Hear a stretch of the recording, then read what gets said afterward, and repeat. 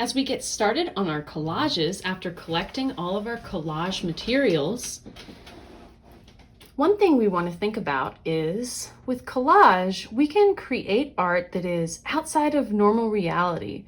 We can envision a different future, create a world we want to see. Collage can be imaginary, playful, weird, creepy, dreamlike, and funny. And it can help and expand and unlock new creative ideas. The way that we're going to be working with collage is to work intuitively, which means we're just going to work as we go with no set idea as to what our art pieces are going to look like at the end. Now, the type of collage that we're going to be doing is spontaneous, experimental collage. And the images that we choose to put together, the images or the colors and the text, that can kind of express our emotions and our subconscious and unconscious thoughts. Now, what does that mean, subconscious and unconscious? So one really simple way to think about it, there are kind of so many ways to explain the way our brains work, the way our minds work. And so much kind of about the way we think and dream and make memories is still a mystery. One way we can look at it is to think about our minds kind of as an iceberg. And this is a very simplified way to think about it. So your conscious mind is at the very tip of the iceberg. And it's what you know you're thinking about right now, the thoughts that you're aware of. It really only makes up about 5% of all of your thoughts. You might be listening to what I'm saying and thinking about it. You might be thinking about what you're going to have for dinner, something your friend said to you yesterday. That's all your conscious thoughts, what you're thinking about right now. All the thoughts that you are not aware of right now are in your subconscious and your unconscious. That's the part of the iceberg that's underwater. So your subconscious stores all of your memories and everything you've ever thought in the past. So, how you might remember a phone number. You might not be thinking about that at the moment, but that's stored in your memory. Some unconscious parts of your brain keep you alive. For example, you don't have to think to tell your brain to keep pumping blood through your body or to tell your body to breathe, right? That's your unconscious. Our subconscious can be very powerful.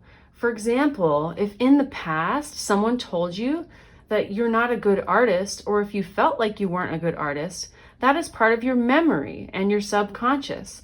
And that'll affect you when you sit down to make art in a negative way. Even if I tell you, I believe everyone can be a good artist, right? You still have that memory and that affects your thinking.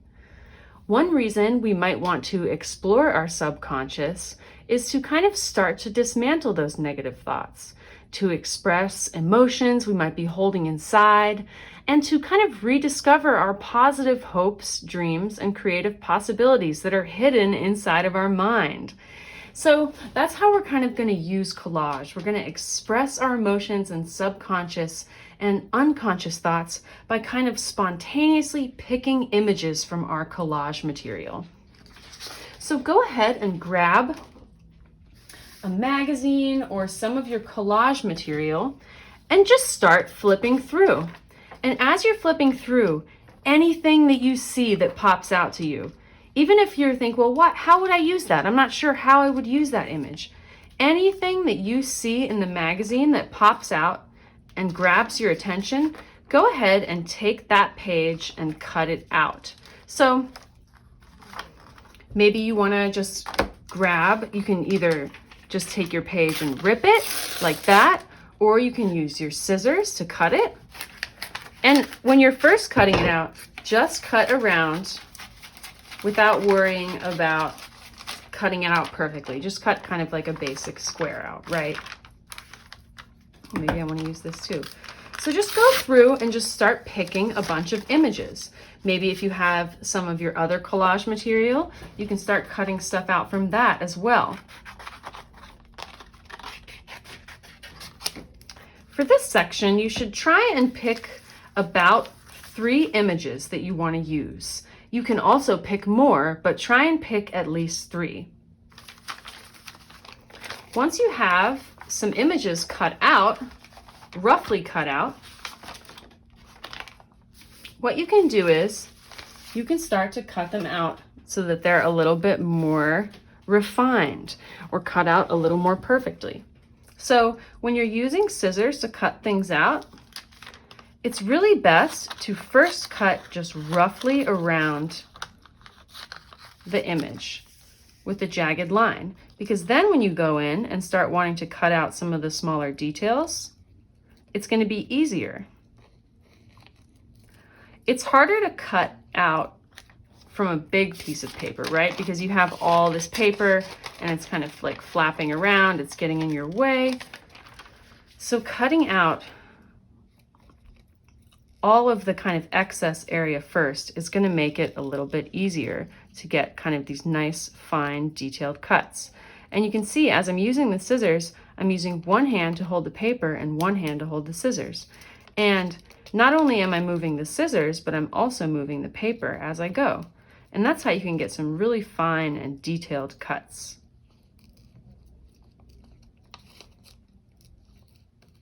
So you can cut out a few images using this process. Remember, don't think about the final piece quite yet. Right now at this stage, we're just picking images that kind of grab our attention for one reason or another. Maybe because of some memories we have or some subconscious thoughts, how we're feeling.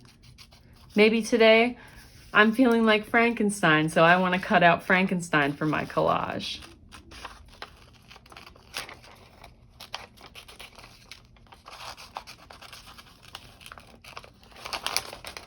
Once you have your pieces cut out, what you can do is you can store them in an envelope so that you don't lose them, or you can just tuck them into your sketchbook and make sure that they don't get lost, because we're going to need these images later for the rest of our collage.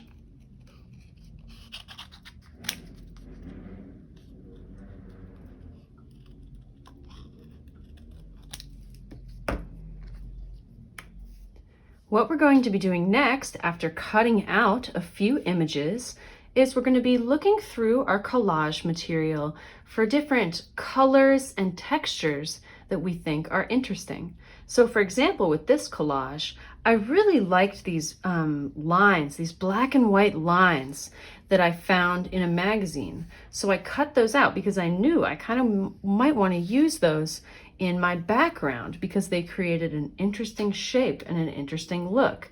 You can also see I have some photographic images in my background as well. So go ahead and grab a magazine or your collage material and just start thinking about color.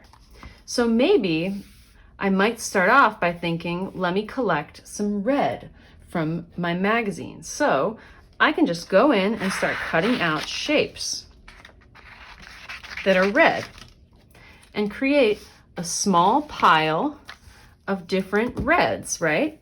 And this will help keep me organized when I'm making my collage so that I can gather different colors. So I might have a small pile of red. Maybe I want to make a small pile of yellow after that. So I can just look for different areas that are yellow in the magazine and cut them out. And right now, don't worry about cutting out a perfect shape. Just go ahead and start cutting out colors that you see.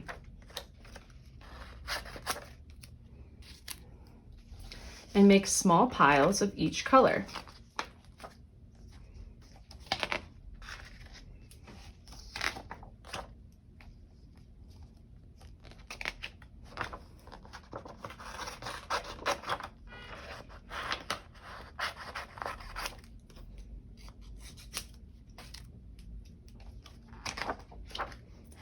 As you're working on this and you start collecting them, you can even see at this point how this is starting to look interesting, right? I can start kind of mixing these together to create different colors and textures. And, you know, even if there's text in the background, that's okay, because that can create interest. And it can also reference kind of the magazine that you took it from, right? And you can see if I were to put some of my collage material on here just to test it out, you can see what kind of pops, what color doesn't pop on top of each other. You also might want to go through as you're looking at colors and find things that are interesting textures.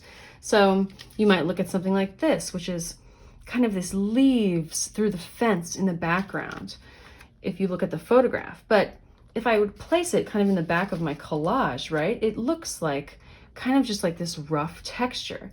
So go ahead and collect some different colors and textures from the magazine and keep those in a stack kind of separate from your other images. You also may want to go through your magazine at this point and find any words or any text that jump out to you. Remember, as you're doing this, you're not thinking about something that you want to write. You're just looking for words that pop out to you in your mind. So I might see this right here and say, okay, I want that word future. What we're doing right now is just generating a lot of different material to choose from. Maybe I want this word team. I don't have to keep the S, I can cut right around the S. If you want to too, you can even just cut up a bunch of letters and spell your own letter later, right? Spell your own words later in kind of a collaged fashion.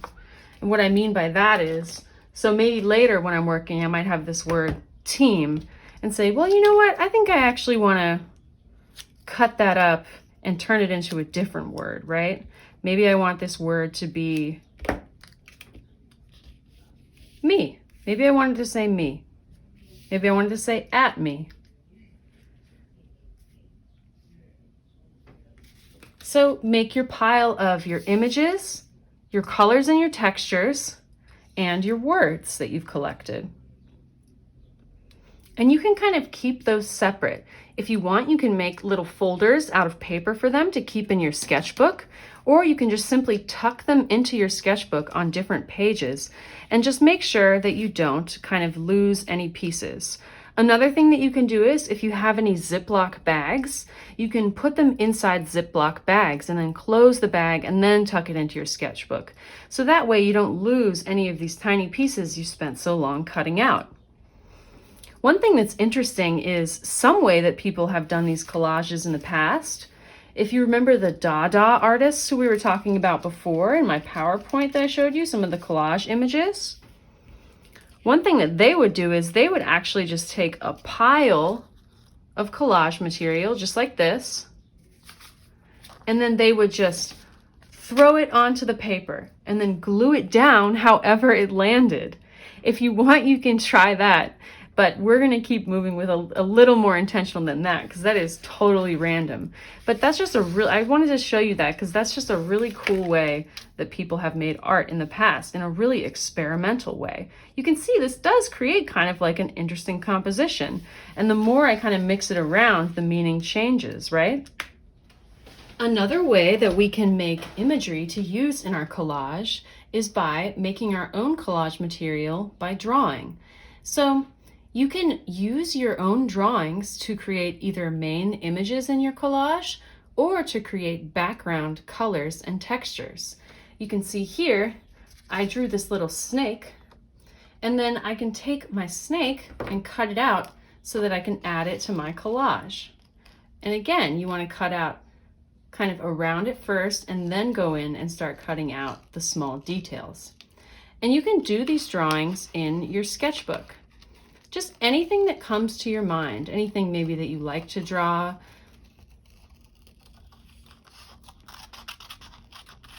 So you can make images like that just by drawing them and cutting them out. You can also draw colors on a sheet of paper, cut it out into a square, and then you can actually cut a shape out of it. Kind of like the silhouettes of people that we saw by that artist Wangechi Mutu when we looked at the pictures of collage artists. So what I can do with this is, if I want my rainbow to be a flower, I can draw my flower out across my rainbow like this.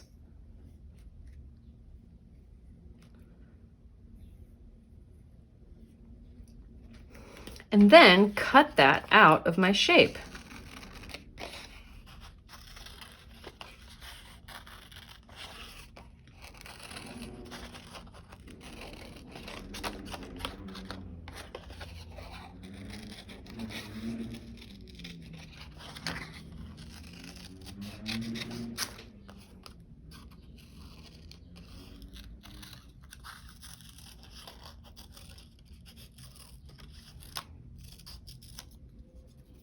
just like that.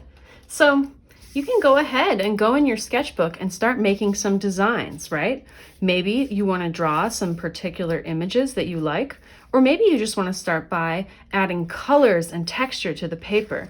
You can see here on this one, for instance, I used paint to add different colors and different texture to this circle. Now, I could keep this as a circle for my collage, or I could cut a shape out of it later if I wanted to. Like I could cut it into the shape of a person's face, right? So you can go and just play around in your sketchbook. Maybe when you were looking for colors and textures in the magazine, you couldn't find the exact, color you were looking for. So maybe you could go in and start adding some purple. And remember, this can be just an abstract color, right? It can just be colors and shapes and patterns. Maybe you already have some doodles in your sketchbook that you want to use. Or maybe you have some older artwork that you want to cut out and cut little pieces out of it to then put into your collage. So this could be kind of just an interesting background. Maybe I could cut this into a shape of a water drop. Anything, just let your mind be free. And like I said before, work intuitively. Draw anything that comes to your mind, any colors that may express how you're feeling at the moment or something that you're thinking about. And you can see, even if I don't use any magazines or any kind of photographs or imagery, I can already start to create a kind of cool collage just using these images that I've cut out, right? And that's still a collage, even if it's not from photographs or from words. You can see in this collage that I made, there's some areas that are photographs and some areas that are hand-drawn areas and textures. And that can add a lot of interest into your collage because the hand-drawn areas contrast the photographs, right? Because they're different.